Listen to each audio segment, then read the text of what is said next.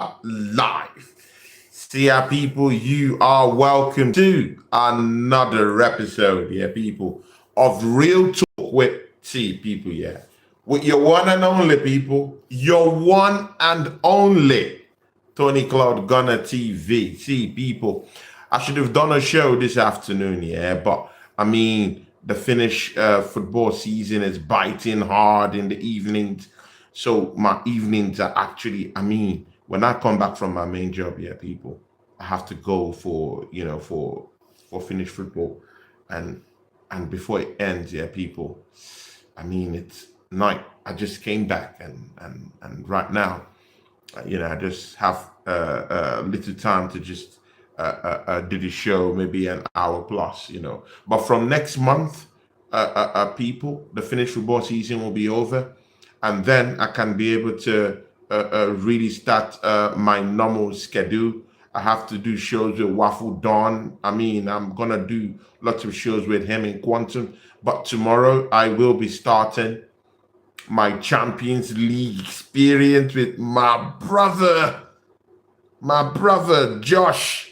Tomorrow we'll be doing a joint show with him. Cooper might be there. Cooper, I just saw Cooper just walk in. Cooper just sneaked into the show. Big up to Cooper, my American friend. He gets a purple because he's a real one, absolute real one. And I can't wait to see Cooper on the show tomorrow. Champions League night. That's where I see that, brother. And of course, I see people. I can't wait to be with Cooper, to be with Josh.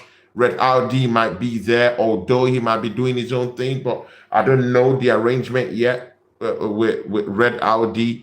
But I would know the arrangement from tomorrow, people. But tomorrow, because I've already told Josh that I will be doing Champions League night with him exclusively, because that young kid, I mean, he's doing great things. Number one, me and him have a very, very great chemistry. Me and Josh Triguna, great chemistry I have with that brother. And, he's someone that loves football the way I love it. He speaks out of passion. He doesn't care what anyone says. He just does, he does his thing. He's like me, people. He doesn't care about this WWE fans. He just says what he likes and he means it. So, I mean, that's why I like Josh Triguna. He's an absolute great guy and he loves football too. So I will be doing a Champions League night exclusively with him. And tomorrow, I mean, our first one will be coming up tomorrow. So people, you have to join me, Josh Triguna, in that one. I don't know about Red Audi, but see people, let me just get into the matchup. Yeah, I'll talk about Josh later on. But see people, yeah, Cooper is in the house. Debaya is in the house. Big ups to Debaya. Debaya, this is an Arsenal fan channel, and of course, you're welcome to the show. The Assembled is down here, people. It says, evening, everyone. Cooper, my brother, is down here. I'll be seeing him tomorrow. He says, big up, Tony. Cooper also says, if I'm asked, I come on. Yeah, definitely. But I mean, it would be nice to see you. We're all brothers. You don't even need to ask Josh. I mean, it just sends you the link if you want to pop in. So the buyer here says, can you want to promote your YouTube channel? Oh, my days. The buyer, I mean, see, yeah, I don't really care about followers right now. What I care about is about Arsenal Football Club and what I'm getting out, So it's not really what I'm really thinking about right now. I'm just really thinking about Arsenal Football Club. Big up to you, man. He says hi, and hi to you, brother. Cooper says, big up the buyer. And Waffle Don was also here too earlier. He says, big up, Tony. People, smash the like when you're here, and let's get the talk. People, I mean, let's have a bit, yeah? Let's have a bit of perspective to what happened. Yeah? To what happened this past weekend. Yeah? Let's just have some certain kind of perspective to what happened this past weekend. First of all, we'll start with Arsenal, people. Zubimendi Madueke. People, I remember just walked into the chart and says, don't forget to vote for Zubi for player of the week in EPL now, please. Koig it's between him and Haaland. Bro, he has to see, Zubimendi has to win. He has to win it. He has to win Player of the Week, definitely. He has to win it. See, people, yeah, did you see that screamer of a goal, people? Because, see, yeah, people, yeah, when Zubimendi was about to come, I wanted to talk more about Madueke, but it's good. Let's start from Zubimendi, people. People, let's start from Zubimendi. Yeah? People, yeah, when we were going for Zubimendi, yeah, people were like, he's never gonna be Thomas Partey, but it's just okay. I mean, that was the reception we're getting about Zubimendi. I mean, from these rivals, yeah, that really talk too much, people. Yeah, these rivals that talk too much. Yeah, there was he's an average player. He's an average player. You know, we're not gonna get anything from him than what we've gotten from Thomas Partey. And again, if you bring in Thomas Partey into the equation, that's a different ball game. Thomas Partey was a good servant of this football club. Unfortunately, what happened, yeah. But the thing there with Thomas Partey is that even if we could really count on him in certain things, yeah, Thomas Partey never won us a major trophy. And this is what it all boils down to. He did not win any major trophy for us. I mean, of course, if you're counting the FA Cup as a major trophy, I hear you, because I do still respect the FA Cup, but I'm talking of the big majors, the Champions Leagues, the Premiership. You know, this is what I'm talking about. He never helped us to win those kind of trophies, even if he was such a good servant. Yeah, I need change. Even if I would have still taken Zubimendi and paired him with Thomas Partey just to have those two kingpins, you know, in that double pivot, I really think that it would have given us more substance. But again, see, people, yeah, we are not gods. Yeah, we're not gods in terms of this kind of things. Yeah, we can't see what happened to Thomas Partey coming, you know. So what happened. He had to leave the football club. He's out there in Villarreal doing his thing. But we now have a new Marshall down there. And that is Martin Zubimendi, people. I mean, look at the lovely goal he scored. I mean, I remembered when I was on Sarkozy TV, you guys know me. I'm with Flawless, you know, and we were with some yard men, you know, some Jamaican brothers down there, Manchester United, and a Liverpool fan. You know, of course, the Liverpool fan was very salty, extremely salty, because, you know, they lost out on getting Zubimendi. So he was so salty about Zubimendi. He had nothing good to say about Zubimendi. And you know, even the Manchester United fan I was talking to about Zubimendi, he was like, he's just an average player. You know, there's a limit to what we can get from him. And I told this guy, I said, that's a lie. Zubimendi is an amazing player. The only thing that we're going to get as a problem is if the manager doesn't know how to use it or doesn't understand the different dimensions through which he could be able to utilize Zubimendi effectively in that team. That's the only way you're not going to get the best out of it, people. This is true. This is facts, bro. You need to know how to use him. Cooper says Mosquera is so good you don't think about Saliba missing. Bro, Cooper, big talk from you, my brother. I mean, we also have to talk about that Mosquera. I mean, after that game, yeah, against Nottingham Forest, people, yeah, I talked about Mosquera in glowing fashion. I mean, this guy is a beast. He's a beast.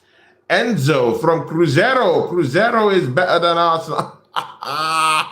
Cruzeiro. Big up to you, Enzo. Enzo, how you doing, my brother? Hope you're okay. Thanks for popping into the show and into the channel. Please subscribe to the channel and show us some love. See, people, yeah, we're still on the topic of Martin Zubimendi, yeah, people.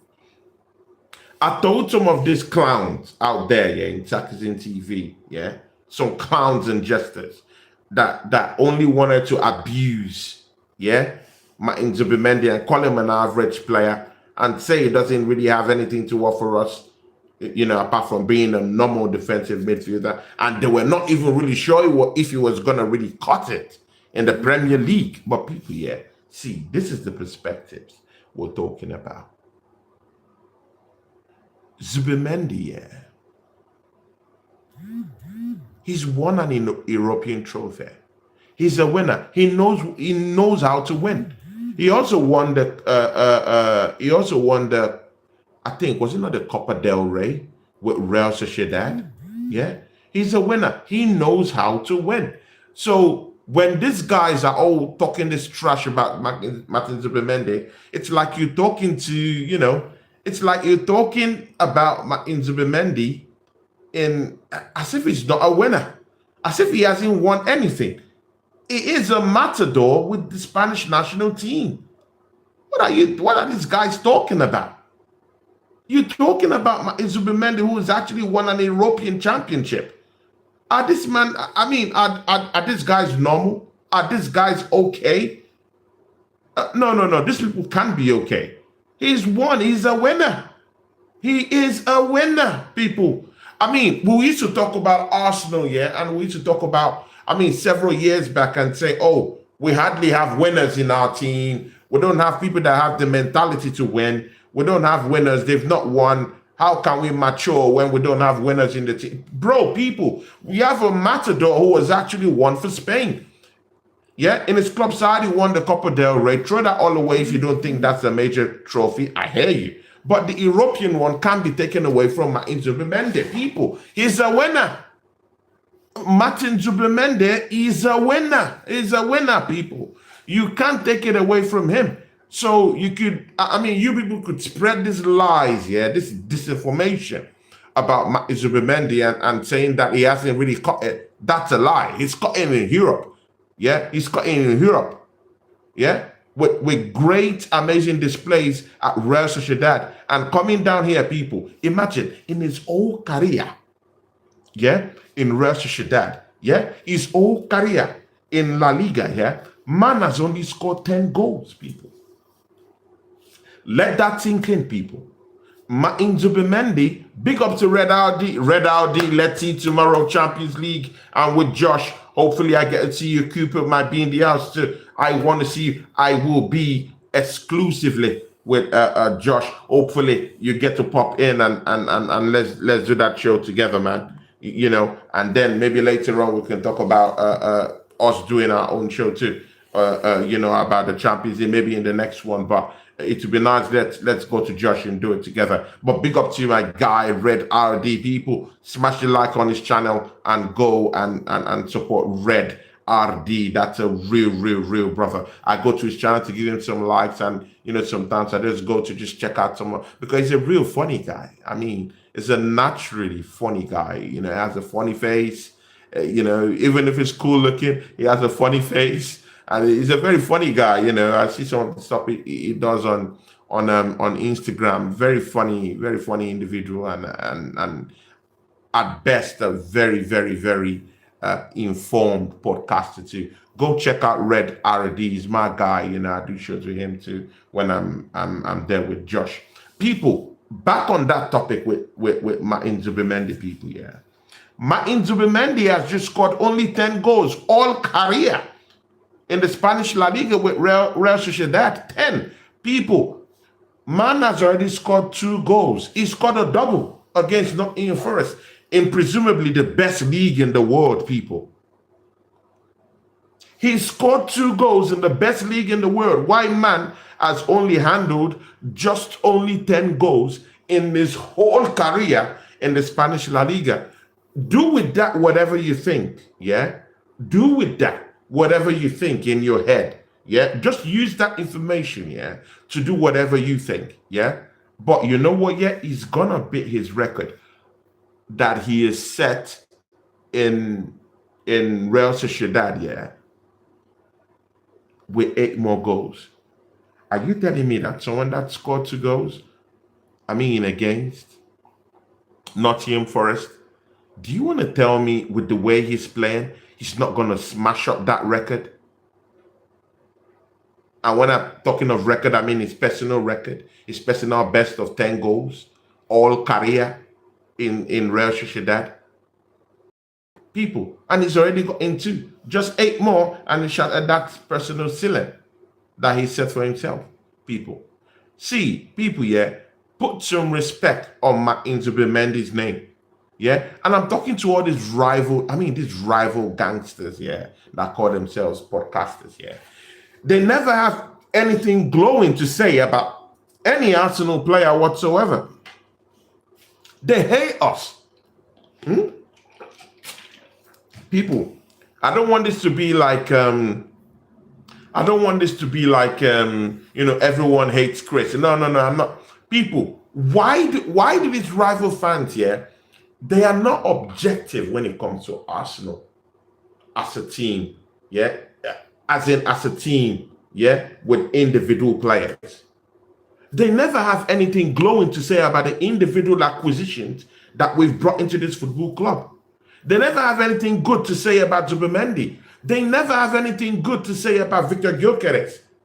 In fact, when Eze came in, they said, "Oh, Eze is thinking of the place already." In how many matches, bro? He came in against that in that Liverpool matchup, bro, where the manager threw him under the bus, people. And they're judging Eze based on that. I mean, these rival fans, yeah. I mean, it's like they watch football, yeah. Through the back of the TV, yeah. They have no perception. They're never objective. They're always so subjective, always ready to put down Arsenal players and shame us. And this is coming from mostly this Manchester United fans, yeah. I mean, they're so salty, they're so bitter. They're not in the Champions League. Their team is in disarray. Nothing good is gonna come from that team, yeah. And they're angry. You know, even Manchester City, yeah. Yeah, they won they won in the Manchester derby. But to be very sincere with you, take that win, yeah, with a pinch of salt. Manchester United is a very, very poor team. That's one of the poorest teams in the league and the easiest teams to smash up, yeah, in the Premiership. So take that Manchester City win, yeah, this past weekend with a pinch of salt. We'll talk all about that. Back to that Martin Zubimendi thing, yeah, people, yeah. Did you see the control? Big up to Hendon Guinea, he just popped in. Big ups, man.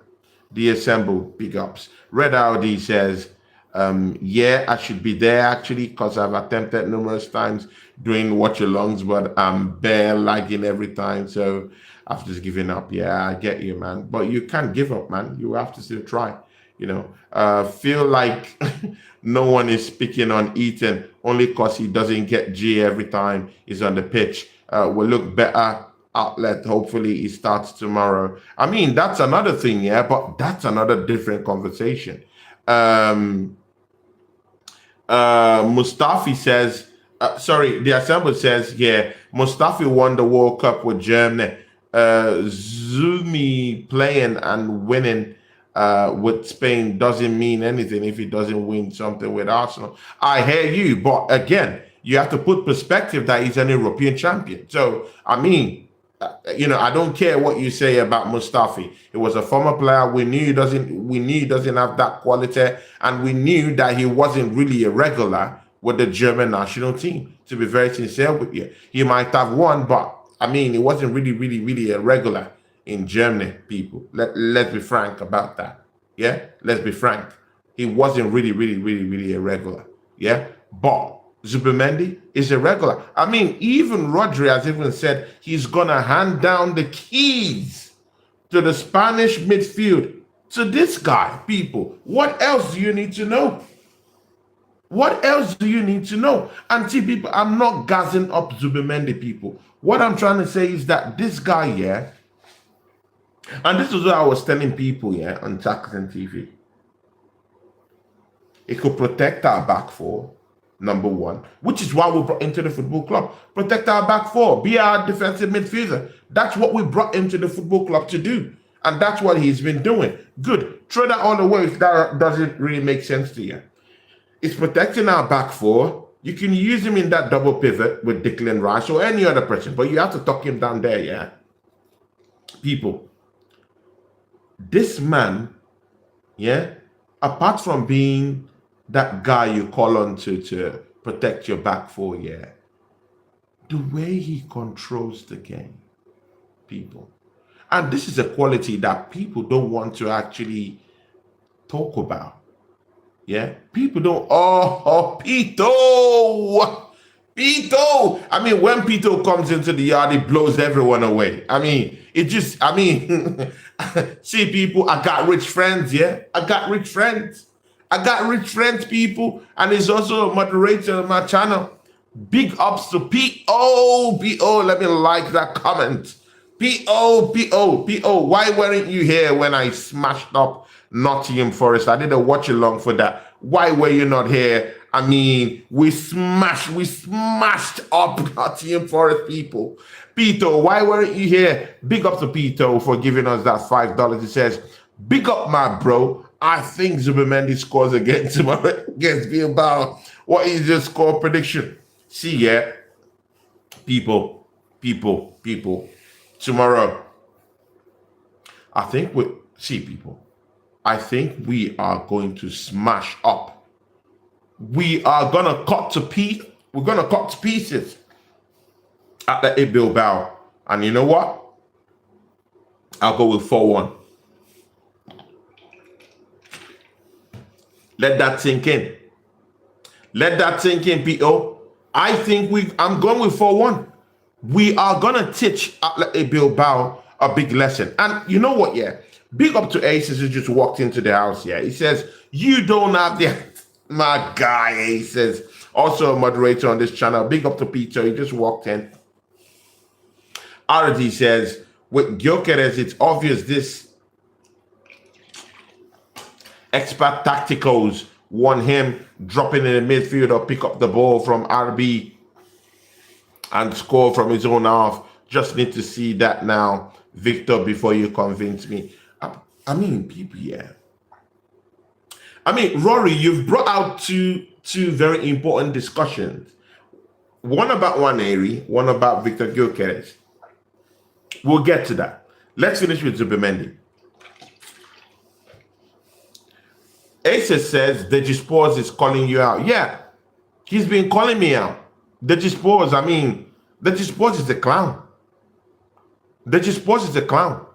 And it's because Tottenham is winning games, now. West Ham is one of the poorest teams in the league. Deji is a clown, people. He's a jester. He's a clown. Yeah? When other football clubs here are thinking of beating a Liverpool or thinking of actually going toe-to-toe, with Liverpool, yeah? Or going toe-to-toe with other big teams in the league, Deji Sports is out there, yeah, dancing and singing and throwing a jamboree for beating West Ham. See, people, Graham Potter is one of the worst people. One of the worst, yeah? Graham Potter is one of the worst, yeah, manager that has ever graced up this league. Throw away what he's done for Brighton. I'm judging him by what he did for Chelsea and judging him by what he's doing for West Ham, people, bro. This is he's a clown. He's a clown. He's a jester. See, people, we are the winner. Arsenal is the winner. People, see, people, let me give you a perspective to this. Yeah. West Ham is a dead team. You know what? I can't wait, people. I can't wait, yeah, to play against West Ham, people. I can't wait. Because you know what, yeah? We're going to smash up all these teams, yeah? All these pretender teams, yeah? We're going to beat them up. Because right now, Arsenal have gone down to the transfer window and we've done good business.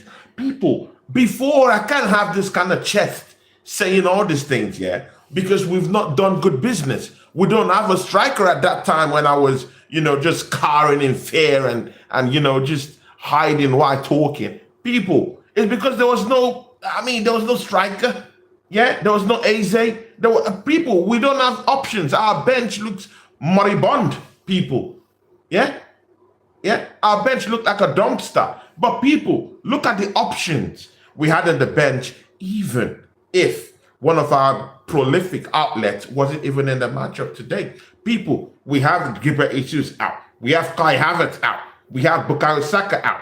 But you know what? Yeah, we still have 180 to tap in from and come in as an option. People, how about that?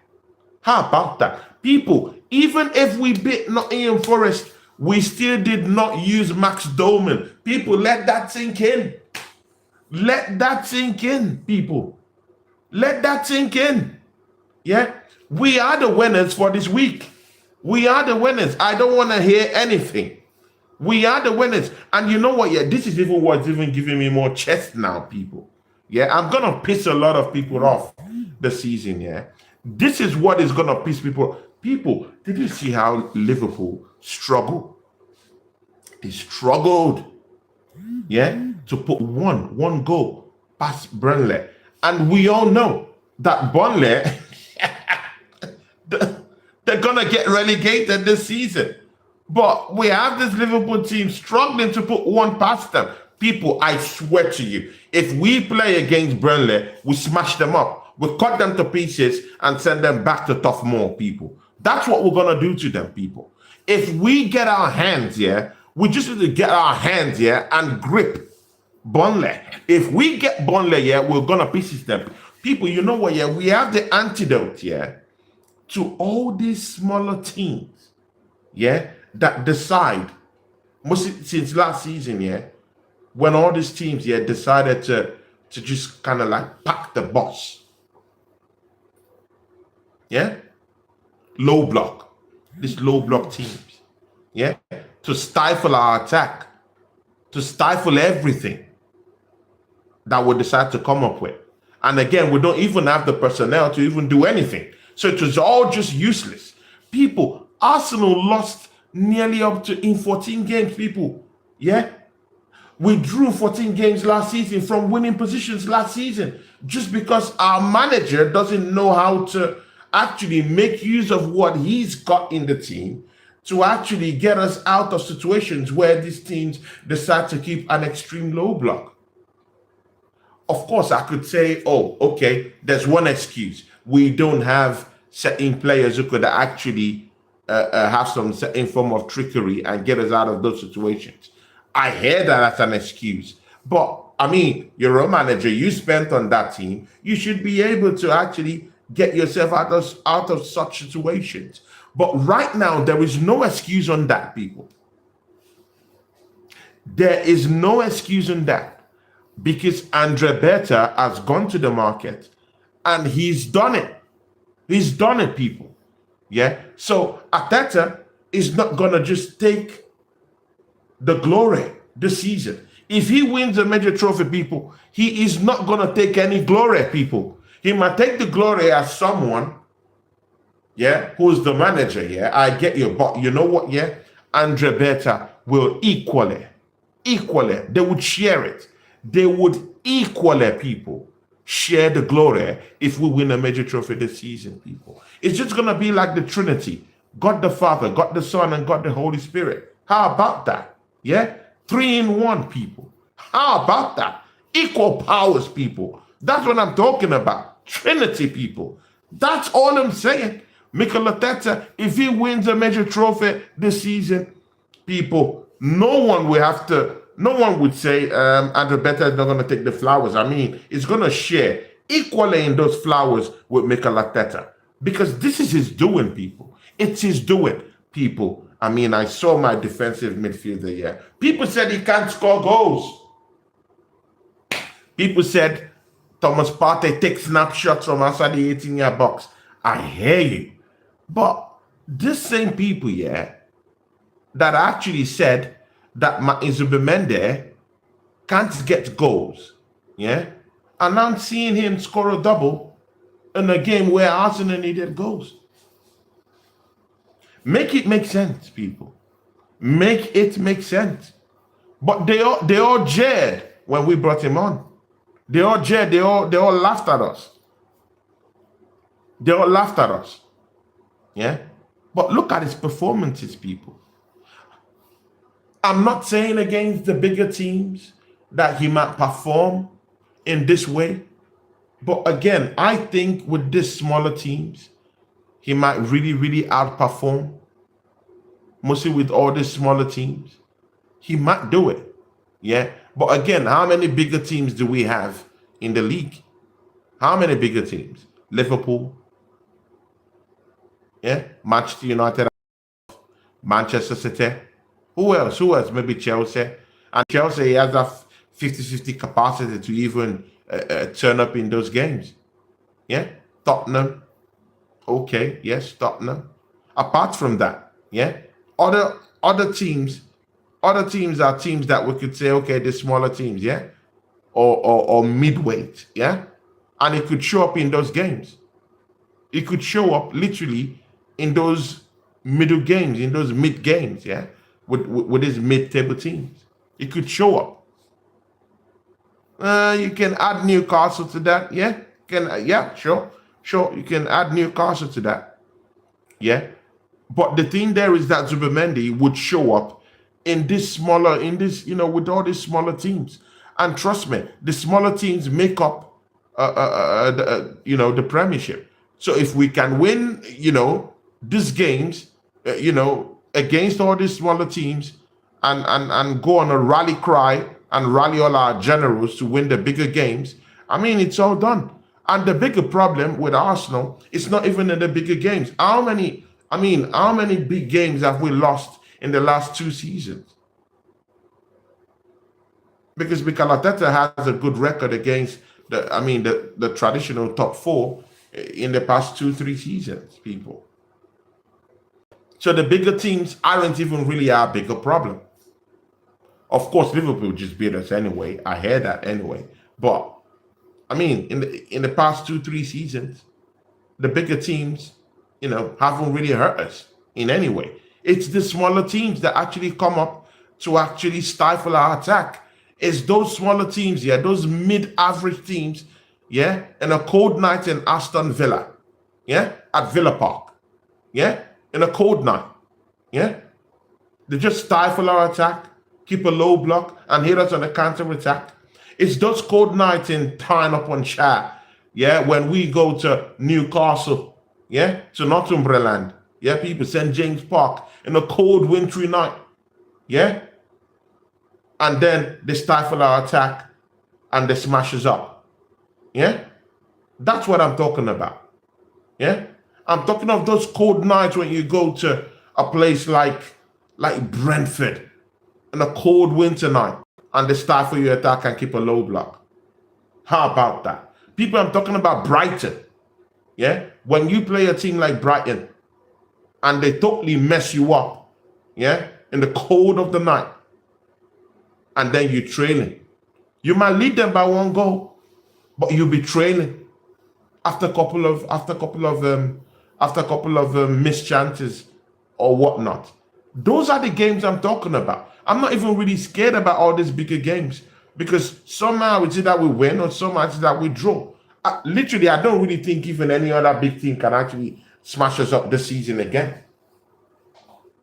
If we're losing to Liverpool, that's the bar. And we saw how they struggled to beat us. They only won us through a set-piece goal. So let's be very frank. Let's be objective when we're putting all these things into perspective, innit? The assembled says, yeah, it says Liverpool struggling but came away with 3 points. That's a form of champions, Liverpool. Oh, okay. Okay, but when we're smashing Nottingham Forest 3 goal, that's not a thing of champions. Come on, man.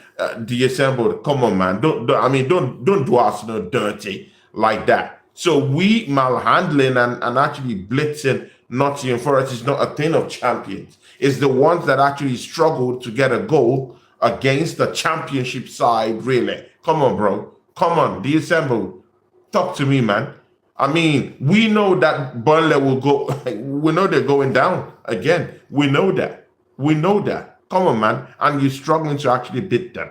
Come on. It doesn't look good. It doesn't look good at this point. Let's be very, very frank. It doesn't look good. It doesn't look good. Yeah, they struggled even with their stars. People, but again, the assembled, yeah. December. Do you think Liverpool right now, yeah? Do you think Liverpool right now, yeah? Do you think Liverpool should be struggling for goals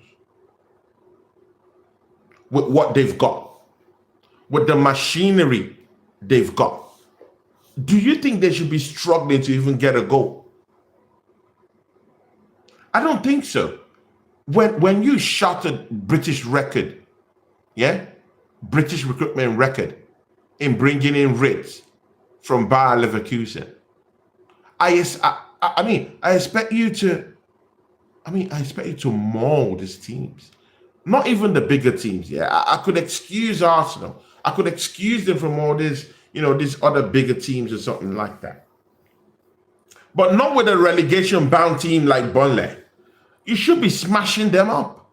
You should be showing them who's boss. And people, let's don't forget, Liverpool has struggled all season, people. They struggled, people.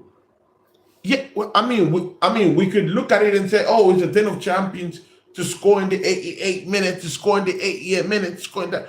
But again, they still struggle to get those goals. They struggled. And the defense line is still even lacking because they're also conceding goals also, people. Liverpool are also conceding goals. They're conceding goals. And they're struggling. They literally struggled to break down a Burnley team. They struggled, people.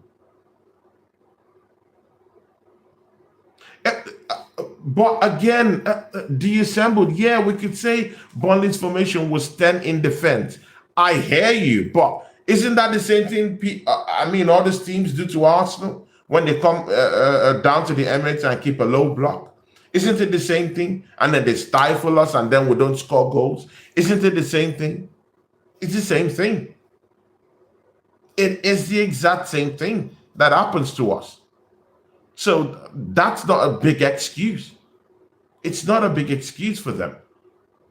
When you have, and even if that's even a big excuse, yeah, when you have Ritz in your team, when you have Ekitike in your team, when you have Mohamed Salah in your team, come on, man. Come on, man.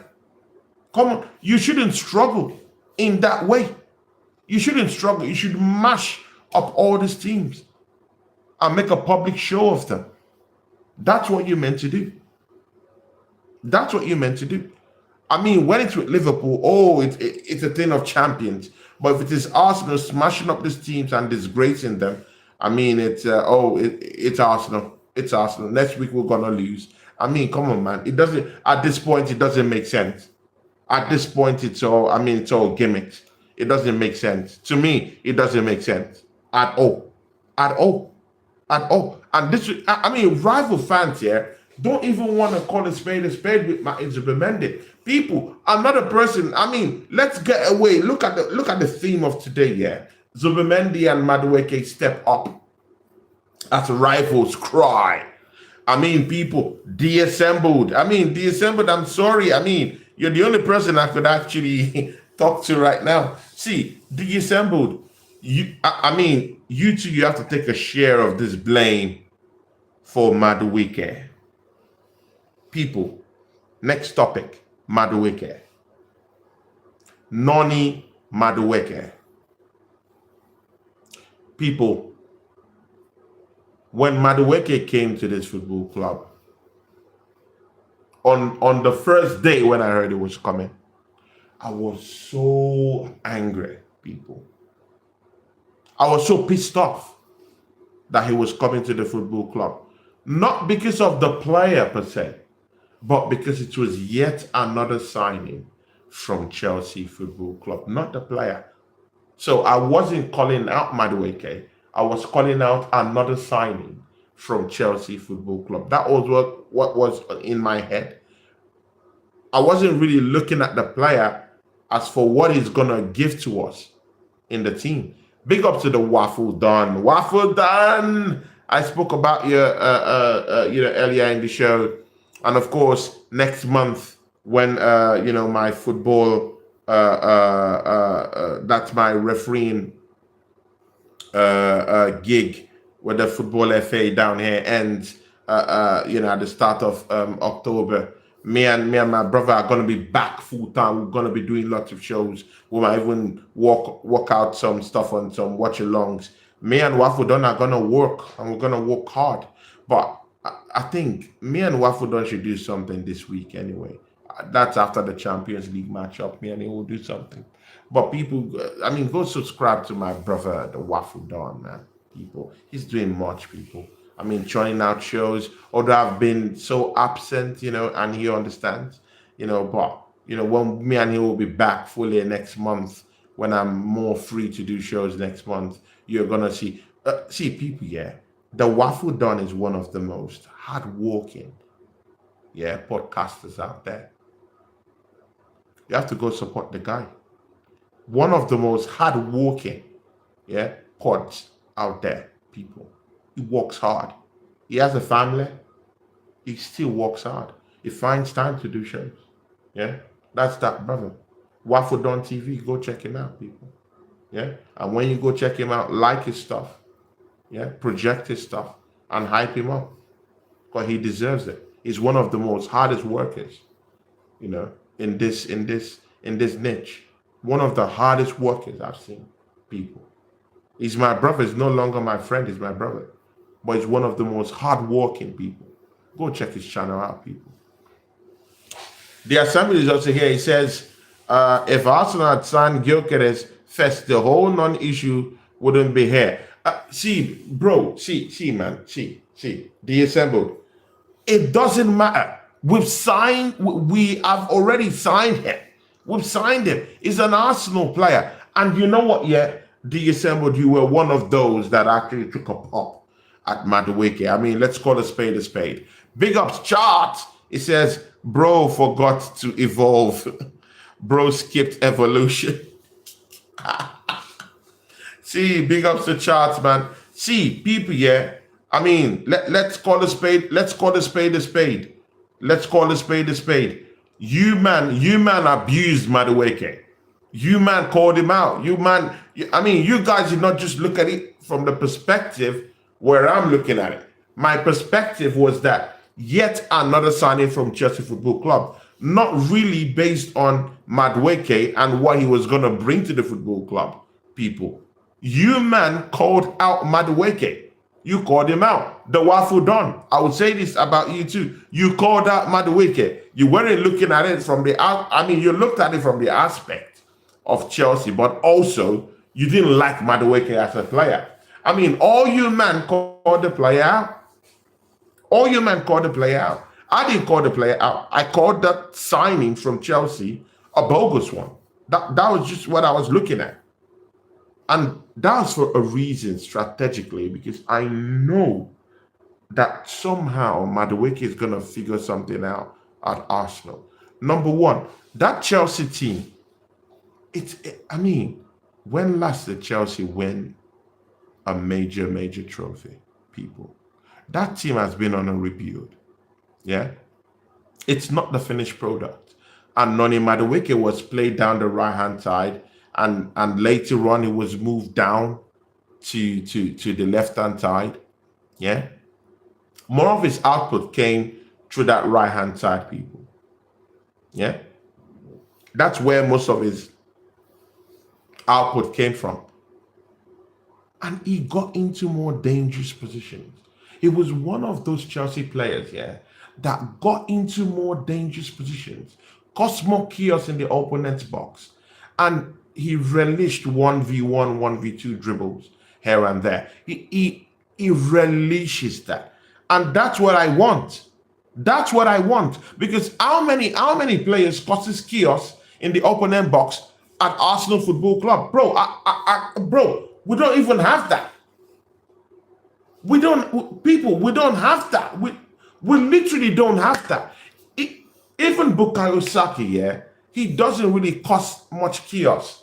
He's a more direct kind of footballer, We know what he's gonna do. When he gets the ball, he's just gonna try and just go on that turn and just, kind of just cut it back and just, cut in through the left sometimes just try and just, smash the ball into the net. But he's not this kind of guy that wants to cause a little bit of chaos down there, stretch that defender, stretch them to the limit. People, the impact of Madueke this past weekend transcends from GA. I mean, I see some clueless fans here, some clueless people talking about GA. What are you, man, talking about GA for? When you have someone who's going to cause problems, cause chaos, get into dangerous position, stretch out the defense, those defenders get tired. They don't know who to mark. They're looking at Madueke causing problems. They're looking at Eze, who's a different animal on his own. They're looking at Waneri. All these problem areas, they can't defend. Look at Murillo. Murillo actually put his body on the line just to make sure it gets to cut off Madueke. People, can't you see what I'm talking about? Yeah? It doesn't matter whether Madueke is giving us any GA. It doesn't matter. What matters is that it's stretching these defenders, it's getting them tired, and we're walking them out. We are walking them out. We're making them look like fools and jesters and clowns. What was the name of that defender, bro? What was the name of that defender that Madueke totally disgraced people? I mean, is it Morata or one guy like that, people? Bro, he sent him to the galaxies, people. He sent him up to the galaxies and came back up. Bro, in the second half, the guy was totally banged up and they sent him off. Yeah? Mikolevic, people, he just looked like an outright clown. Yeah? Murillo was the one that was actually putting his body on the line as a human shield. Bro, that Nottingham Forest defense turned into, Murillo was actually used as a human shield in that defense. Yeah? Every ball was being blocked by that guy, bro. He was taking in lots of tackles. He was taking in lots of blocked shots. People, what did we know? Banged up in the second half. Sent away. People. He couldn't continue. The pressure was too much. Because of why? Because of Madueke. He made them look like clowns. Made them look like donuts down there. That's what you need. You need that player to cause chaos. Arsenal doesn't have it. And even if we have someone like Gabriel Jesus, it doesn't cause enough chaos in the opponent's box. We know this, people. Big up to Paul for Blue Nose who just came down here. Big up to you. And I know he's going to share it. Peter says something. Peter is one of my biggest guys. He supports this channel, puts his money where his mouth is, and he supports my channel. And he's also a moderator too. He says something here. He says, Madueke is better than Garnacho, and Chelsea let go of Noni and picked up Garnacho. I mean, Chelsea's a joke club. Chelsea's a joke club. See, people, Arsenal is the winner. Forget what Deji Sport says here. Deji Sport is a clown. He's a jester. Arsenal is the winner. We are the winner of this recruitment window. Trust me, people. Forget what Liverpool did, bro. We can talk about Isaac from here to Jerusalem, people. Isaac is still gonna get injured. We know. Come on, man. You brought in a new signing and you couldn't even unleash him at Tough Moor against Burnley. People, we do know that Isaac is not match fit. We do know that Isaac is injury prone. So let's not act as if, Isaac doesn't come with his own problems, man. When he's outmarked and outgunned with a very strong and effective defense, he doesn't just let it rip. Yeah, it doesn't just let it rip. He can be caught. He can be caught. So it doesn't make that Liverpool. It makes the Liverpool team better. It makes them have more options. But people, there's also some other side effects of that signing. Take it with a pinch of salt all you want, but I don't think Isaac, is just gonna just bruise through defenses like that, even if he plays for Liverpool, people. Yeah, he's gonna score goals, but he's not just gonna tear the league apart. Come on, man, don't do that. Don't do that. Don't do that, people. Don't do that. Don't do that. Don't do that. Because Ekitike, we still have to play. You have to fit in these players into the team. Cody Gakpo will still have to play. You're not going to relegate into the bench. They'll literally play. Chiesa will still have to have a say. Yeah. All this, I mean, and Slot, we have to think about how to use all these players. He's an elite manager, people don't get me wrong, but still he will have to fit in all these players, into that team, and he will have to play them. Definitely he might rotate, but you still have to play them. So, Rich is not really looking good. Salah is not really looking like Salah of 2-3 seasons ago. People, he's not really looking like that. Salah would do what Salah would do. Don't get it wrong. Salah would do what Salah would do. But he's not looking like the Salah of 2-3 seasons ago, people. He's not. The law of diminishing returns is already catching up with him. If Liverpool is actually looking for a goal against a championship side, in Burnley, we know they're going back to relegation, people. They struggled to get that goal, people. But again, throw that all away. Maybe it doesn't really make sense. Back to our guy. I don't really care about what Liverpool is doing. They will drop points. When they meet bigger teams, they will drop points. And that's where Arsenal have to take the advantage. They will drop points this season, bro. Liverpool is going to drop points. Take it or leave it. They will drop points, people. And it's coming. It is coming, people. That cloud, it's coming, people. Injuries will come. Arsenal's already having injuries already. Injuries will come for Liverpool. Don't worry, it will come, people. And we already know that Liverpool haven't really dealt with injuries that much. I really want to see Slot, yeah. I really want to see how he deals with injuries this season, because injuries will come this season for Liverpool. That I'm very sure about, because last season Slot was able to manage that Liverpool team and manage their fitness levels, so we couldn't really see any lapses, because he's a great manager. That's the thing, and he's a great fitness manager too.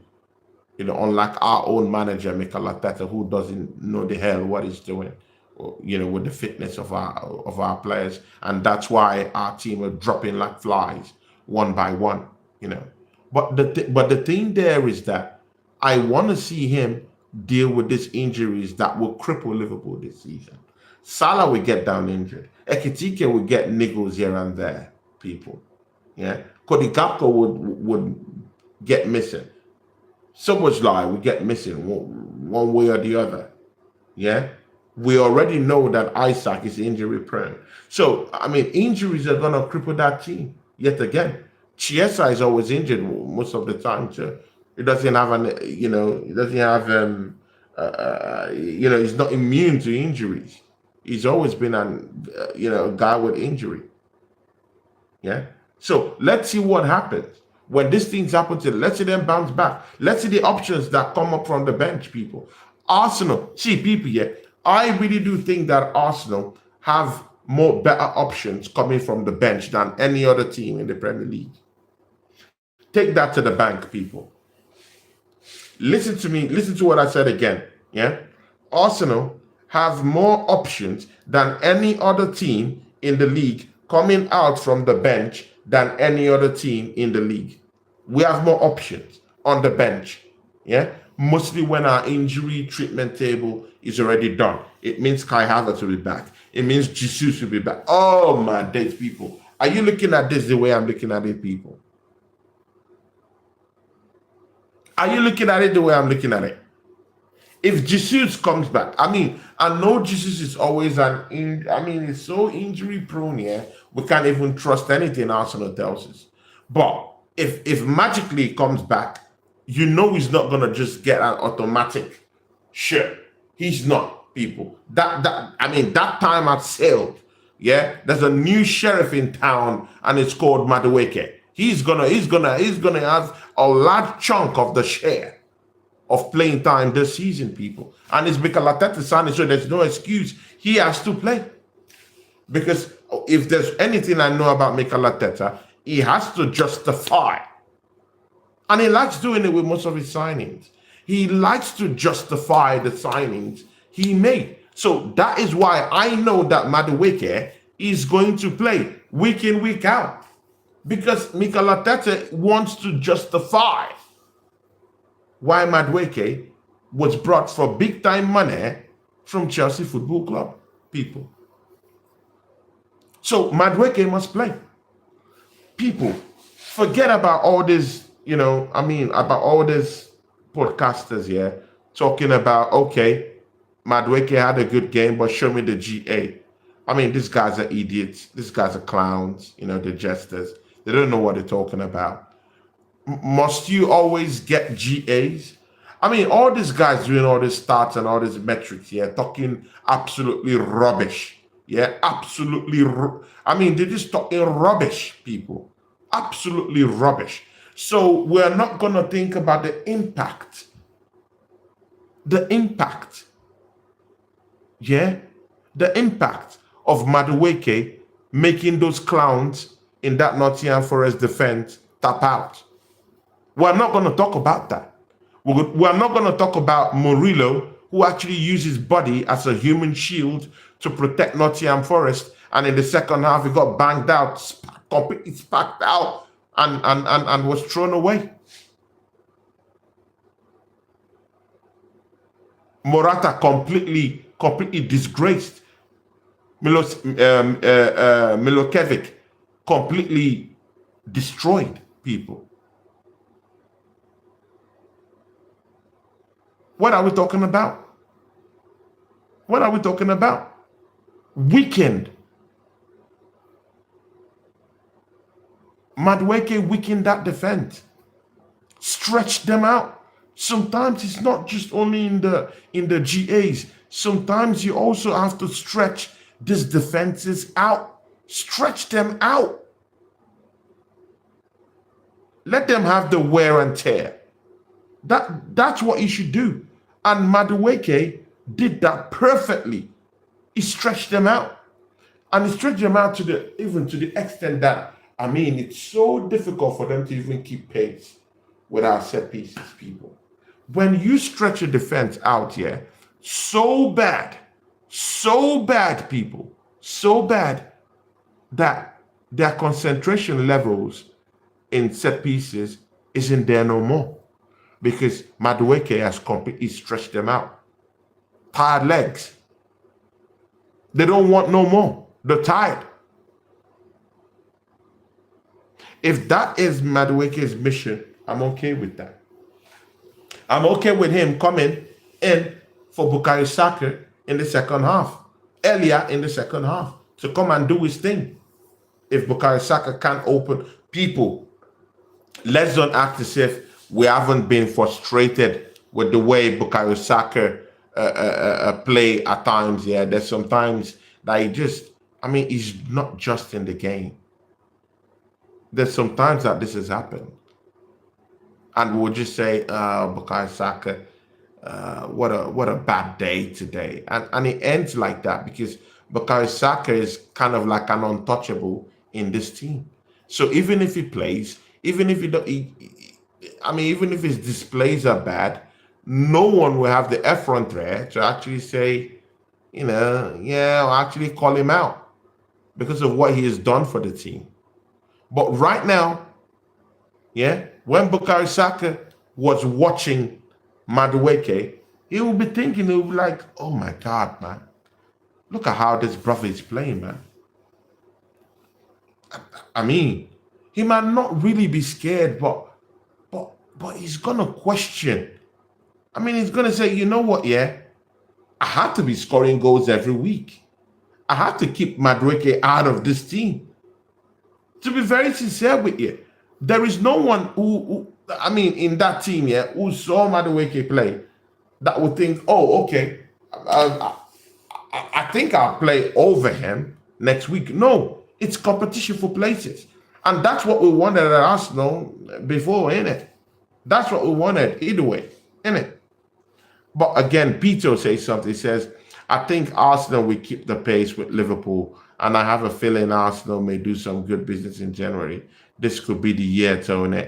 Peter, after tomorrow, yeah, after we smash up Athletic Bilbao, Peter, yeah, I would declare live on the channel that the stars would align this season. Because people, yeah, and of course the enemy of the state, the rival fans, yeah, keep telling Arsenal fans, yeah, that we're not gonna win anything. I mean, they have the evidence that we've not been winning things, and I get that. But one thing you can't deny is that we have the tools. The tools are here. So we can talk about the manager all we want. Everyone on my channel knows that I've called out this manager, and I know that the manager doesn't have the nuance to actually tactically get us, a major trophy. But there's a caveat to that, and that caveat is Andre Berta. Andre Berta actually surprised all Arsenal fans by actually going into the market and recruiting winners for this team. People, Gyökeres is a winner. Gyökeres has, don't listen to all these people here. Gyökeres has won trophies, people. He's won trophies in Portugal. Whether we like it or not, that's the league that birthed Cristiano Ronaldo, Bernardo Silva. All these Portuguese winners, it birthed all of them. So what are we talking about? Yeah, he's won in the Portuguese Liga. He's a winner. Gyökeres is a winner, people. He's a winner. So what are we doing, people? We have a bunch of winners in our team. Formerly, previously, people would say, "Oh, also we lack winners. We lack." Bro, we have winners in our team. Merino is a winner. You could say all this. Say all this crap you want, people, yeah, about this Arsenal team, yeah. But we have winners in the team now. Yeah. It's not just a team that doesn't have winners. No more. Merino is a winner. Zubimendi is a winner. Gyökeres is people know he's a beast. He's a winner. So there's no excuse. We have winners in this team. We have winners in this team, people. Whether you like it or not. And Arsenal have more options to tap into, people. Nkapé hasn't even started playing, people. When we have Nkapé and then we need a set piece goal, oh my days, people. But in general, yeah, people, Madueke, what a signing. He's looking good. He looks even more better than Martinelli. And we thank God now that Martinelli now knows his place in the team, people. Because he came on in the second half. And we've pretty much done the dirty work, done the job. So Martinelli now knows his place in the team. And it's something that Arteta understands automatically. He knows that. He already knows that. So even if Arteta wants to do Arteta things, yeah, he wouldn't be able to do it. Because normally Arteta would usually want to start with Martinelli. He would be so stubborn to start. But bro, you can't see Madueke dishing out this type of high caliber football, yeah, high lightning thunderstorm football, and then you're thinking of bringing in Martinelli to play. Bro, it won't work. People will laugh at this man. People would laugh at Arteta. They would. So he has no other option to actually bring on the guy. The guy who's actually, effective in the team. No option. Even if he's willing to bring in Martinelli, we know he's that kind of manager that would so stubborn that would say, but he too is looking at, and people see here. One thing you guys don't know is that Mikel Arteta knows that his job is on the line, people. His job is on the line. He knows this, that his job is on the line. He knows this. So anyone who is not benefiting him right now, people, he's going to dump the person and use the one that is actually benefiting him. So all those stubbornness is going to stop this season because even that manager is under pressure, people. Is seriously under. He has to win a major trophy. I mean, we've already established that. Arteta has to win a major trophy this season, people. Because Better has done his job. See, people, he has to win. He has to win. There's no excuse. No excuse. The Assembled asks a question here. It says, question. So where is Eze going to fit then if Noni is on the left when Saka is back? Because it's in form. It's not going to drop Odegaard. Do you see the problem now? I mean, that problem is there, but I mean, you just have to fit him somewhere, innit? You have to fit him somewhere. How about tucking him down the left-hand side, people, and bringing Eze through the middle? Bro, this thing is simple, bro. Odegaard might not play for like 1 month, people. He might not play for more than 1 month, people. So you could actually relegate Waneri to the bench, bring Eze to the middle, which is his wheelhouse, people. Put Madueke down the left-hand side because there's no other effective person to play down there. We could talk of Leandro Trossard playing down there, but he could also come in the second half. That's where the bench comes in. People, see, there's no... the Assembled, there's no argument about this. Arsenal have got options this season. We've got options this season, bro. Bro, we've not even started thinking about when Kai Havertz comes back. We're not even thinking about when Jesus comes back, people. Bro, it is going to be massive this year, bro. It's going to be massive. Our bench here, people would jostle. Players would jostle to be on our bench. Week in, week out. They are going to fight to be on that bench. Because there will come a time, yeah, when Madueke will be dishing out nothing but winners, nothing but chaos in the opponent's box. That, I mean, it would be so unreal. It would give this manager nightmares. It would be so unreal to drop Madueke. That's what I'm seeing now. That is what I'm seeing now. Madueke is gonna cause lots of problems in this team.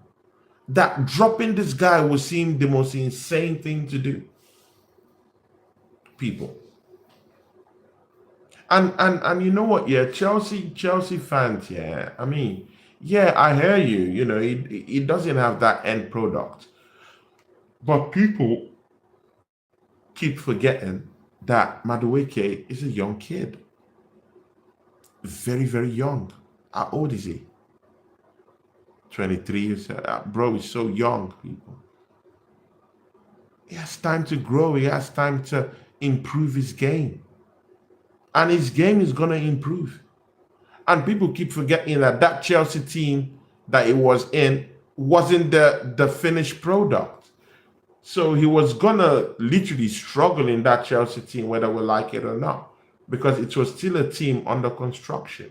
It wasn't a finished product. If you're talking about that Chelsea team as a finished product, something like a Liverpool team where you just have to come in and slot in and then you hit the ground running straight away. It's easy to slot in. It's easy to actually learn from older players in that Liverpool team. It's easy to just be among the bandwagon and just start helping out instantaneously and start scoring goals and start having end product to your game. It's totally understandable if you're in a Liverpool team, if you're in a Real Madrid team, if you're in a Barcelona team, where the structure is already there.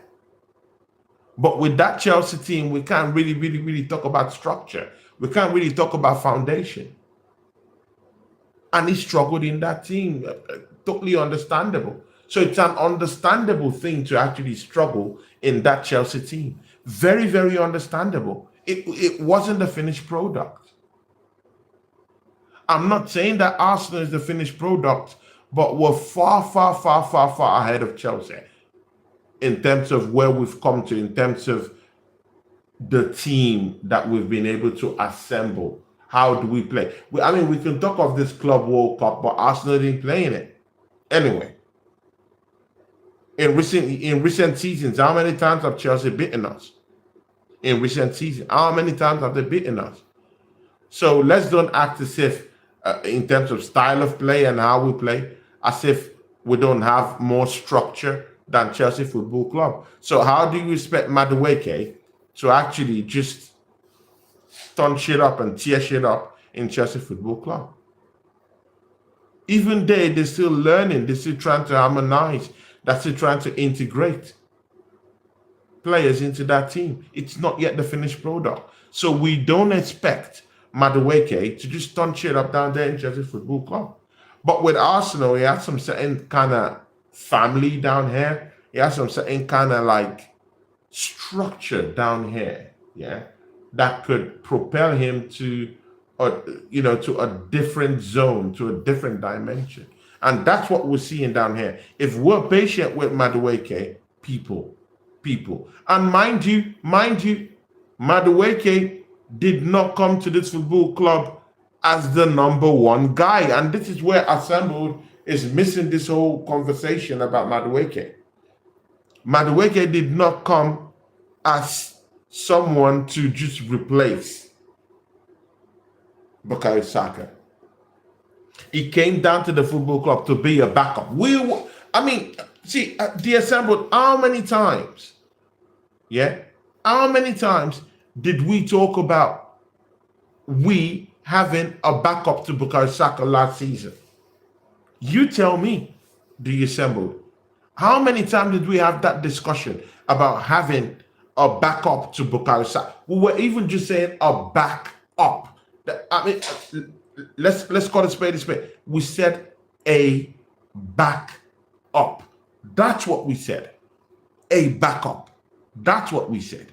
We did not say someone who will come in a like for like, a backup to Saka. That's what we're always talking about. Because we know Bukayo Saka's role in this team. We do understand that Bukayo Saka, it's so hard to kind of like replace him in this team because of what he's done or where he's at in terms of the hierarchy, the pinnacle of this team and the hierarchy in this team, where he has gotten to. We know it to be something out of the ordinary to just actually get him out of that position. So what we were actually clamoring for was someone who would come in and actually help him out. So right now that we're seeing this form from Madueke, what he's trying to do right now at the football club, we were only bargaining for someone who will come in and help, but right now he's looking like someone who wants to be a starter. Why not give him the chance? Innit? People, we'll play Bilbao tomorrow. See, people, we have to smash up Bilbao. Period. No excuses. We have to beat them up. It's Europe. Another night in Europe. We have to smash them up, cut them up to pieces, and let them just rest up in Spain. That's all we have to do. We have to smash them up. We have to beat them. People, yeah, we have to announce ourselves yet again in Europe. We had a decent run in Europe last season. Yeah, when you get to the semifinals, you're not pushables no more. So this season, we have to get to the final and win in the final. We have to get over the line. The Assembly says, true or false, Arteta has shown with that Liverpool game that he is willing to sacrifice a victory for a draw, at worst a defeat. See, I'm not going to sit down here and defend, our manager. I'm not going to sit here and defend him. He did what he did. And many other teams do that against Liverpool. They're the pinnacle. Let's call a spade a spade. And again, yeah, Liverpool did not actually blitz us. They didn't blitz us at Anfield. It's just one of those games where someone had to win, someone had to score, and someone had to take the 3 points, on the day. And Liverpool were the ones that got it through a great goal. But that goal was a set-piece goal. It wasn't even in open play. So it wasn't really like they cut our defense open and smashed us up. So in the alternate fixture, they come down to our home, and people. I do think Arsenal will finish the job, at home against Liverpool. They were at Anfield, and we tried to stifle them in the first half. In the second half, it was a different situation.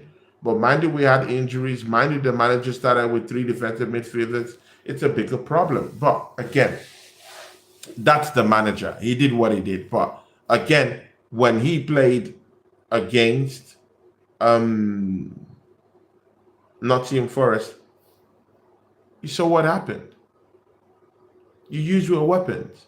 And again, we did not start with the usual with the normal suspects that we should have started with in that Liverpool game. Maybe in the alternate one, maybe Eze starts. Maybe Max Doman comes in earlier. Maybe Waneri is down there, better than Odegaard.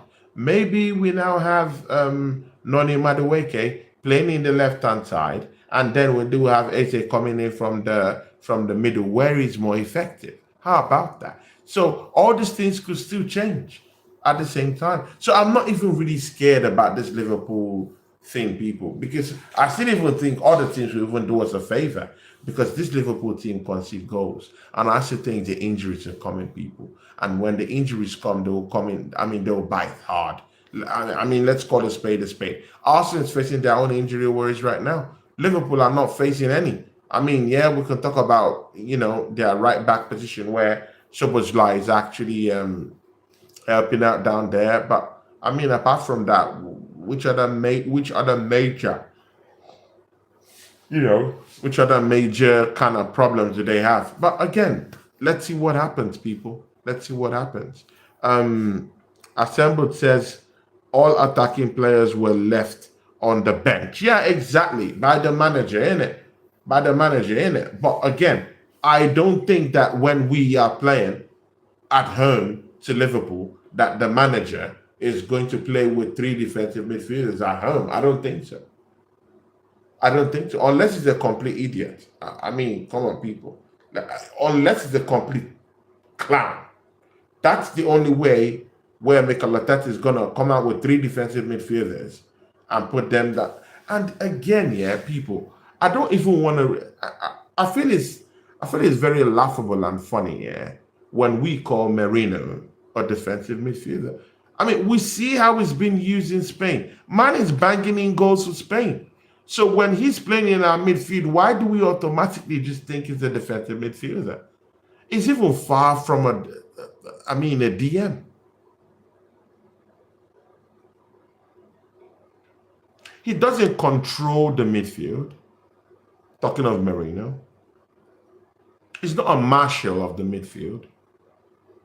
He's not a creator. Doesn't create. It's not in his wheelhouse to create. He's more of like a midfield finisher. That's what I'll term Merino, because I don't think he's a defensive midfielder in this team. That's number one. I don't think he's a creative midfielder in this team. I don't think so. And creating is not in his wheelhouse. He's not the guy you go to when you want to create stuff. No, he's not.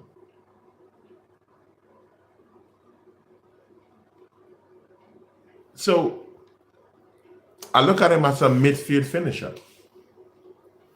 because he could finish goals. I mean, look at what he's doing for Spain, people. The only problem I have is that Mikel Arteta is not really using him the way they're using him in Spain. He's not. The assembly said, mind you, we had built-in excuses because we came for a draw. Yeah, I mean, I hear you. He played for a draw. That's for sure. Peter 316, my brother, my guy. God bless you, Peter. God bless you. God bless your family, my brother, man.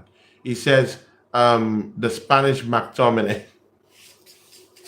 Bro, we're laughing at McTominay, but I mean, McTominay, I heard that McTominay is smashing it where he is. But anyway, big ups to those ones, yeah.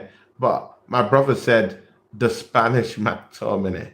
But See, people, tomorrow, let's it Bilbao cry. We need to make them cry. See, people, we need to make a statement in Europe. We need to pummel Bilbao. Let's go with the usual suspect. See, people, yeah, let's smack them up. Let us smack them up, people. Let's smack them up. Let's get a little bit of some respect. I want any of all these European teams coming to play with us, let them fare. Let them shiver before they even lace their boots to actually square up with us. I want them to shiver. And the only way we can do it is by starting 100% by smacking up at Bilbao and sending fair to all these European teams. And we did it last season, so this season should be easier. We did that with Kai Havertz and you know, all these other scrappy clowns we have in our team. You know, so now that we have complete winner, we have winners in our team right now. Bro, people, don't get me started. Eze is a winner. Okay, Eze is a winner. How about that? He just won the Charity Shield. He just won the FA Cup. He's a winner. How about that? We now have a group of winners in our team. He's a winner. This man are not telling me anything, people. He's a winner. So when we get all these winners, bring the band together, yeah, and go in full force to Bilbao, yeah, tomorrow, yeah. When they see Eze coming, when they see Timber, who is arguably the best right back in the Premiership, people. Name names, people. People, name me a more better right back in the league. Name me a more better right back in the league. If you don't think so. Yeah, that's what I thought. That's what I thought. Peter says, I hear it, Tony. No more excuses.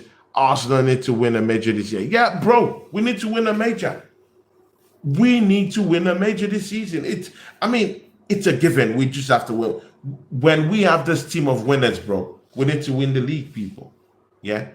And when Atletico Bilbao see Timber running, yeah, through that right-hand side, yeah, people.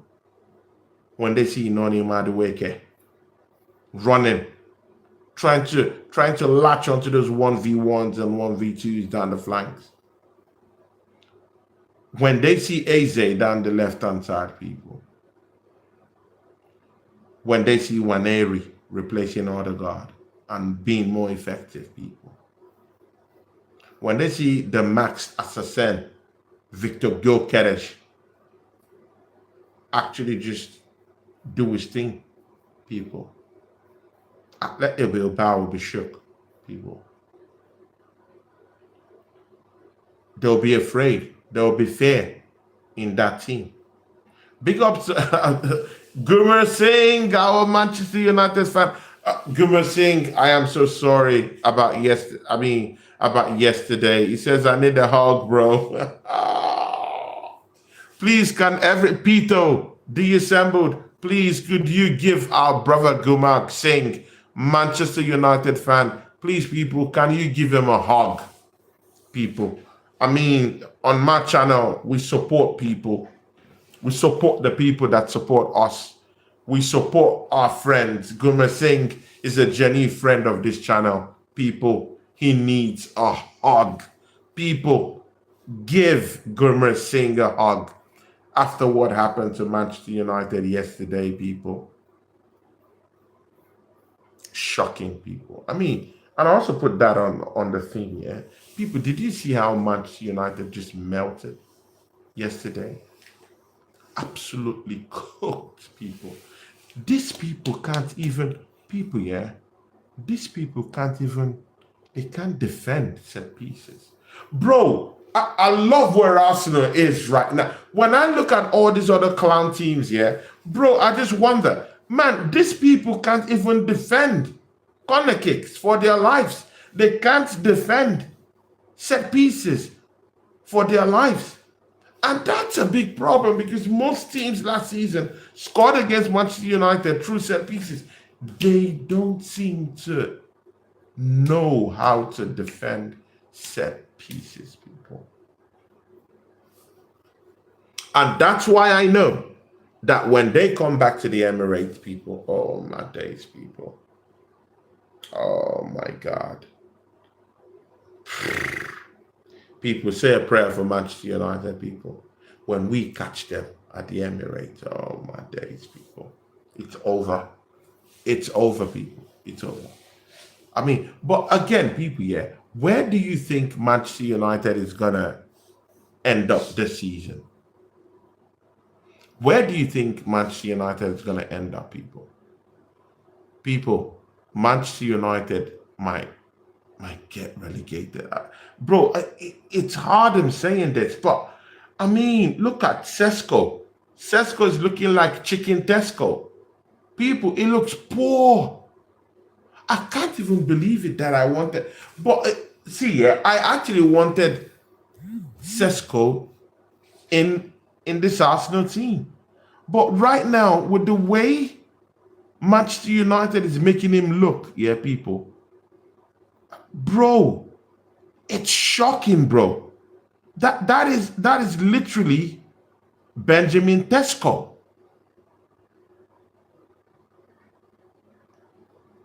Playing as if he has Timberland boots in his legs while playing. Shocking player, bro. Horrible player, bro. Thank God. See, people, yeah. Arsenal dodged a bullet by not bringing in Tesco, Benjamin Tesco, into this football club, people. I mean, see, look at Victor Gyökeres. Even in our own team, people, yeah. Even in our own team, yeah. Arteta even hasn't even found a way to use Gyökeres the right way. But man is still banging goals for Arsenal, people. See, yeah, and that's why I have a problem with people who say strikers might not be able to get goals if a certain system doesn't suit them. Gyökeres doesn't look comfortable with the system Mikel Arteta is playing. But man is still scoring goals. Man has 3 goals in 4 games. What are we talking about, people? I mean, let's put perspectives into these things here, people. Let's put perspective here. Put some respect on the winners we have in our team, people. Put some respect on our players. Mikel Arteta is not playing to the strength of Victor Gyökeres, but man already has 3 goals in 4 games, while Benjamin Tesco is looking like Voldemort.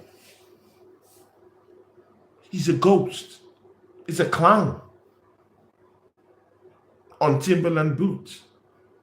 Shocking player, bro. I mean, Mikel Arteta, was that the player you wanted to bring to Arsenal? Bro, it's worrying when you see Manchester United, one of the biggest institutions of football that we've ever known, might be relegated this season with the way they're playing. And people, the worst part is that they can't defend. People, yeah, I hate a team that can't defend. I mean, throw the rivalry all away, yeah? You don't even need to be in a rivalry with Manchester United, yeah? You don't need to be. People, I hate teams that just can't defend their pieces. You know why? Because Arsenal have been there before when we had all these stinky players like Mustafi, yeah, Squillaci, and all of them, these clowns, these demonic clowns we had in our, in our club those days. Yeah, Squillaci, Mustafi, Socrates. I mean, all these dead demonic defenders we had, bro. It reminds me, bro, we couldn't, oh my Jesus Christ, bro. We couldn't even stay 1 week without conceding. Bro, there were times that we were just conceding penalties upon penalties upon penalties. There were days we couldn't even keep clean sheet. Bro, people, Arsenal, we've been through it, bro. But people, Arsenal fans have suffered, people, bro. So when I see us getting these joys, little joys we're getting, I appreciate it in a way, people. Even if my end goal is to win trophies, but people, bro, when I see that Manchester United team, bro, all my days, bro. Do you know what it means, yeah, for your team not to be nuanced in the foundational principles, in the basics of actually defending against set pieces? When you have a corner kick, you have that thing in your mind that, oh, they're gonna score a goal. People, I've been there with Arsenal before. I've been there with Arsenal before. It's shocking, people, bro. Yeah?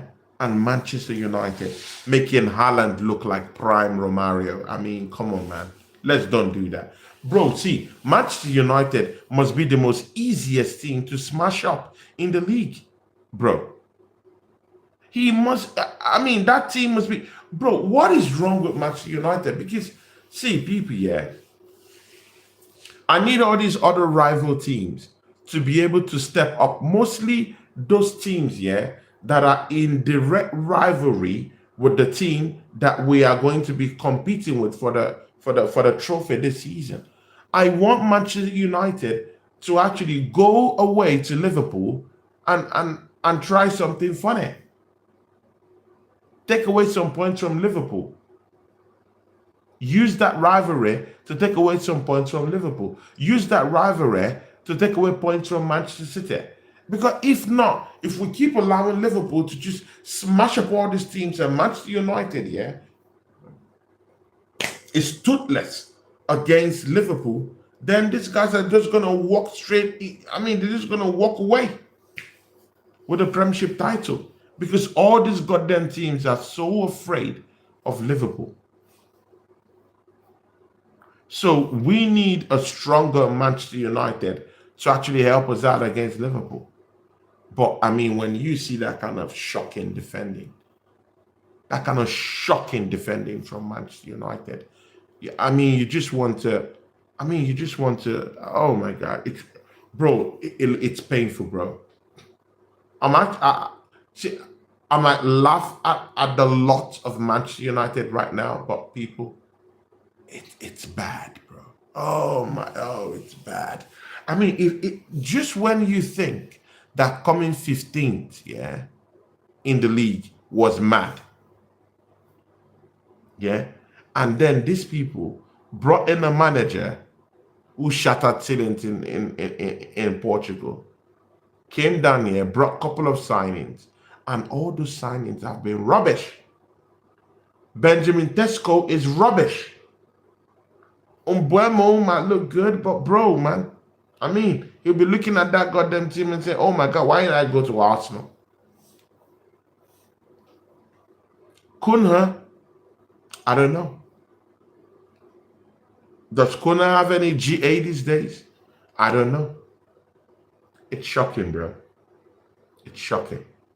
Manchester United, they melted. They melted at the Etihad, people. Luckily for Arsenal, City will be coming down to the Emirates. And thanks to Manchester United, they've just given Erling Haaland a reason to think that he's prime Haaland. Thanks to Manchester United are just going everywhere causing problems. Yeah, because right now, Haaland will be coming with that confidence and want to play against Mosquera and want to jostle his way through, against Gabriel. But again, that's where Arsenal defense comes to play. I don't know if we should just bring in Saliba straight into this team, but Saliba somehow knows how to take care of Haaland. So that might be something else. But you guys, what do you guys think, yeah? Do you think Saliba should actually come in for Mosquera against City? People, I just want to see that before I take my leave. Because man is tired, man needs to rest. But big up to Gumar Singh, man. I'm sorry for that loss, man. I hate seeing my subscribers and people who come to my channel suffer. I mean, that was, bro, that was painful, man. Oh my days. Manchester is blue. Manchester is blue. People, no one would ever think 10 years ago, 15 years ago, 20 years ago, that Manchester as a city would ever be blue. No one, people. With what Fergie did in that, football club, no one will actually think that they will be where they are right now. Bro, I don't want to be where Manchester United are right now. I want to be where Arsenal is right now, people. It's shocking, bro. But again, Arsenal, I think this thing here is in phases, people. It's in phases. There was a time when Mikel Arteta came here. I mean, was it not 8? We came 8. Was it not 8? Bro, I mean, Arsenal have passed through it, but Man United own is more shocking, bro. It's 15th. It's more shocking than Arsenal's league position. It's shocking at best, people. It's dead. The club is dead, people. It's dead. And again, just look at that striker that they had. Look at that striker that Man United had. Rasmus Højlund. People, I heard he scored a worldie at Napoli, people, last weekend. Oh my God, people. People, even Rasmus Højlund, who left the football club, is banging in goals. Rashford, who left the football club, is, oh my God. Manchester United, I mean, Pito, get the po. Pito, po. Pito, get the po. Pito says, big up to Gumer. I mean, Pito is also a human. He's also a human being at heart. You know, he gives Gumer a hug. Says, big up Gumer. You know. And it says, Manchester United is dead. That club is dead, fam. That club is dead. People, what's your prediction for tomorrow? Prediction for the games tomorrow. I want to see some predictions, please, people. By how many do you think Arsenal is going to smash up Athletic Bilbao?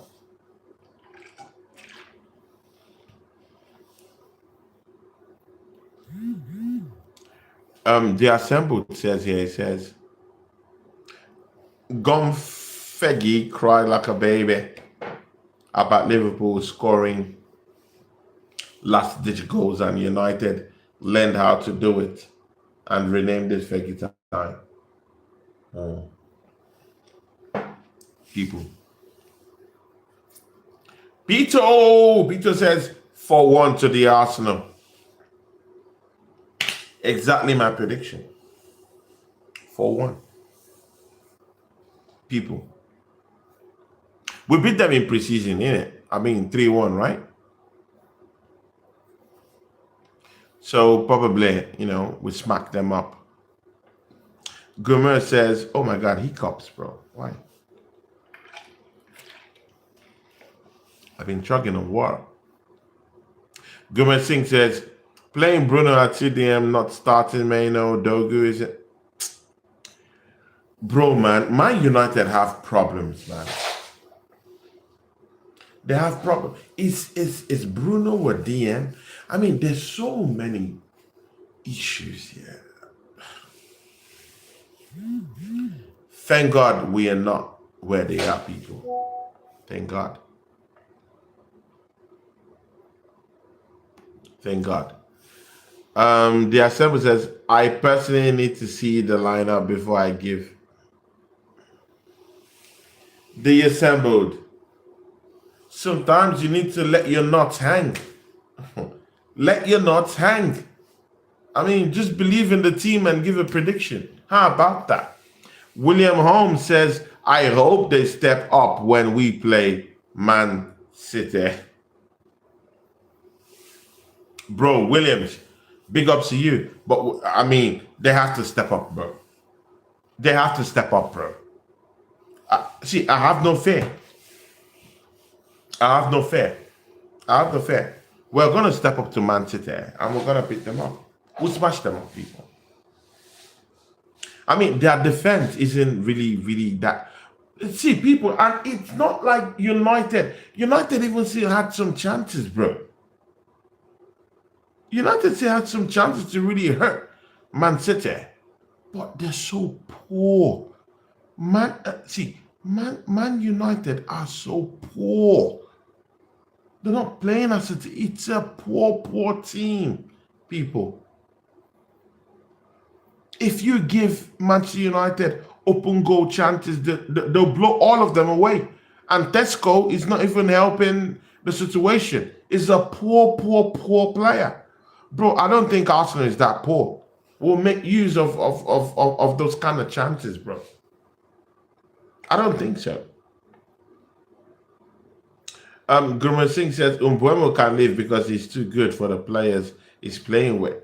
I don't think he's gonna leave though. You know, they'll stick it out. They'll stick it out. The assembly says, "Do you think he'll rotate tomorrow or against City?" And again, people, that's a big question. The assembled sometimes, man, you just churn out these questions. Yeah, that's a big question, man. And that's a question that it's only the manager, Mikel Arteta, that can be able to say something based on that, man. We need a big win. We need a big win tomorrow. You know what? Yeah, it's the Champions League, and I think we need to make a statement. I don't think we should rotate. I think we should go with the big boys that we have. Yeah, go with the big boys. Yeah, smack Athletic Bilbao up because it's the first game, so we need to get our points. We need to get our points up, and we need to send a message in Europe. First of all, the same way we did last season, because last season when we first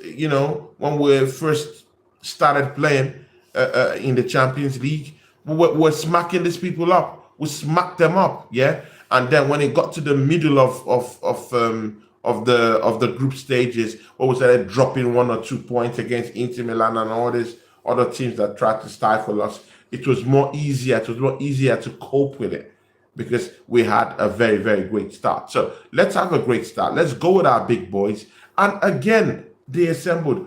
We do have options. Oh my days. When was the last time, yeah, you saw Arsenal being blessed with all these options? People, Odegaard left the match against Nottingham Forest, and man, we're still creating. Make that make sense, people. In fact, when he left, we created more.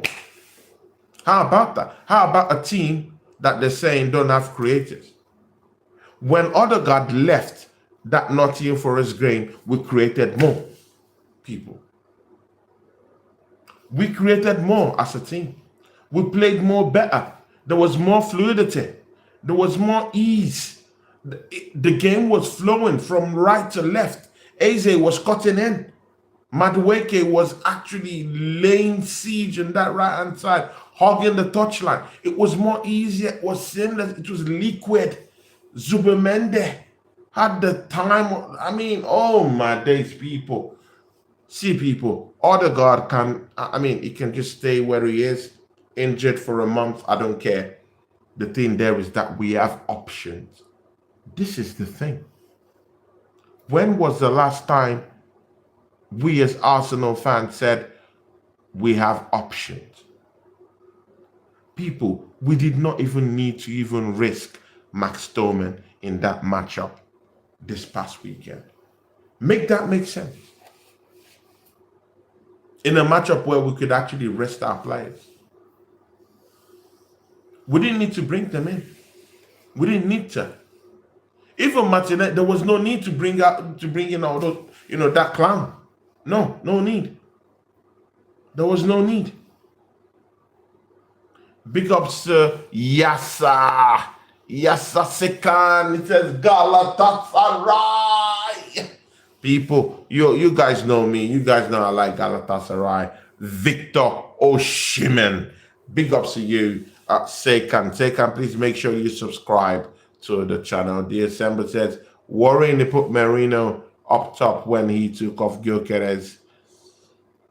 Is it worrying per se? Of course, you do know that Gyökeres. I mean, that's a two-way thing. Yeah, I was angry too, but in the grand scheme of things, we do need to. We do need to. I mean, rotate a bit. We do need to rotate. We do need to rotate. And you know, Gyökeres is the only striker we have right now. So put him in at risk and playing the whole 90 minutes puts his fitness levels at risk. When you know he's your go-to guy against Manchester, when you know he's your go-to guy against Athletic Bilbao. So we don't need to, to just risk him. Who else do we put, up front? Kai Havertz is injured. Gabriel Jesus never plays. He has a mysterious injury. So what are we gonna do? Even Anslot, he's won the Premier League. When he takes out Ekitike, what does he do? He brings in Chiesa. That's how you manage the squad. That's how you manage the fitness levels, innit? And Merino is something very close to someone who could be using that position, because he used him in that position last season and he got nearly up to about 12 goals. It was our highest scoring midfielder last season. So it totally makes sense with the situation and with the scenario on ground to actually put Merino up front at the time, So I don't think it was worrying in any way. It's worrying in terms of we don't have any other options down there. That's where the worry will come in.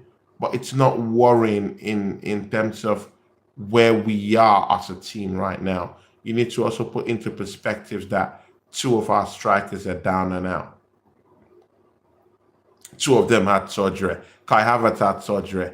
Jesus had surgery. And two of them are out. And we don't know when they're coming back. So, you have to put that into perspective, innit? William Holmes says, yeah, we play better without Odegaard. Been saying this for a long. Yeah, Williams have been saying it too, man.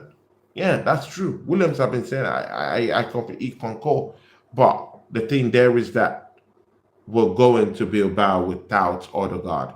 So let's see what Mikel Arteta, let's see what he does for the first time, without his captain down. It will be interesting to see his maneuver tomorrow, people. It will be so interesting. That's one area, yeah, because I've never seen him put his full trust on one area before, mostly in back-to-back games. So it becomes more interesting to see what he explores tomorrow.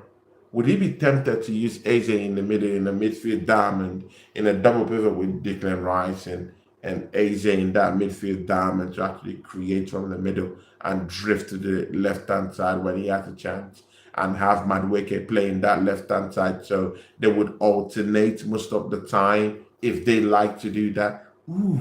But guys, you can imagine if Eze is actually coming in from the middle and Madueke drifting in from that left-hand side and cutting in and making so much of a fuss, in danger spot areas in the opposition box.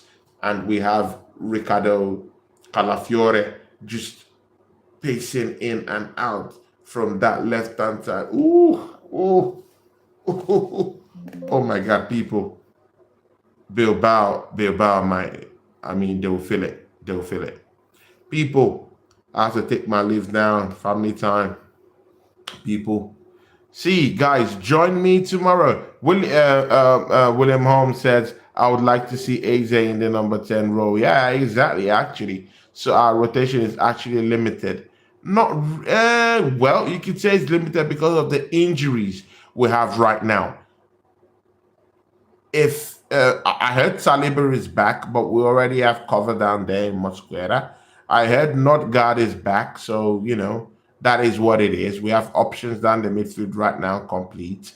Uh, it's just in our striking area. So Jesus will be back soon, that's for sure. Kai Havertz might also be in the running in the next two games. So after that, then we might not be as limited as we think, again. But it is what it is. People, I have to go now. Thank everyone. I thank everyone for showing up today for me. And definitely, I will be doing my watch along tomorrow with Josh True. So make sure you're on the channel for that one. Arsenal, Bilbao versus the Arsenal people. Make sure you come down here. Assembled. I don't want to see you in any other place, my bro, because I need you tomorrow. William Holmes, please pop in here. Pito, please join me on that journey tomorrow. Yeah, join me on that journey tomorrow. It'll be fun to see that with you. Groomer Singh, join me tomorrow, please, for that show. It will be so nice to have you down here for that watch along chart. If you can come in, good. See people. Big up to everyone. Thank you for showing love to me today. And big up everyone. Thank you for everything. And of course, my financial backer and my fan here, Pito, thank you for at least, wherever a man works, he eats. Thank you, Peter, man. Thanks. Thanks for showing me love, and thanks for actually giving me a reason to actually do shows. Yeah, because what's the need of doing these shows without getting views and without actually, fueling your tank? Yeah, I mean, when someone just gifts you something, yeah, you have that motivation to come back again and say, okay, at least I get something from whatever I'm doing. So, it really, really means a lot when you give me this super chats and all this stuff. I mean, every other person that gives that to me, it really, really, really helps me. And thank you so, so, so much, Peter. I really appreciate that. I really appreciate it. Big up to everyone, and I'll catch you guys tomorrow on the Champions League watch along tomorrow. You have to be there, people. The assembled, my brother and my guy. Big up to William Holmes too, man. Love you to death too. The assembled. I mean, you're the man. You know that, bro. He says 10 likes. Yeah, big up to everyone. And Pito says here, love always, my bro.